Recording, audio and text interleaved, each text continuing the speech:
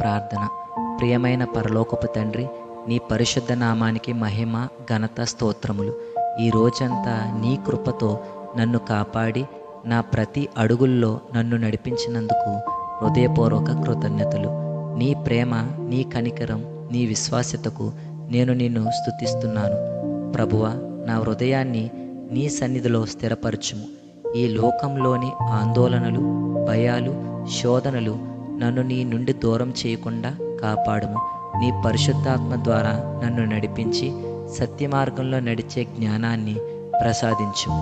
ప్రభువా, నా మాటలు ఇతరులకు ఆశను ఇచ్చేవిగా, నా చేతులు ప్రేమను చూపేవిగా, నా జీవితం నీ మహిమను ప్రతిబింబించేదిగా ఉండునట్లు నన్ను మార్చుము. నాకు క్షమించే హృదయాన్ని, సేవ చేసే మనసును, వినయంగా జీవించే కృపను ప్రసాదించుము. నా కుటుంబ సభ్యులను, బంధువులను, స్నేహితులను నీ బలమైన చేతిలో భద్రంగా ఉంచుము. వారికి ఆరోగ్యము, సమాధానము, ఆనందము, ఆత్మీయ ఎదుగుదలను అనుగ్రహించుము. కష్టాల్లో ఉన్నవారికి ధైర్యాన్ని, రోగులకు స్వస్థతను, నిరాశలో ఉన్నవారికి నీ ఆశను ప్రసాదించుము.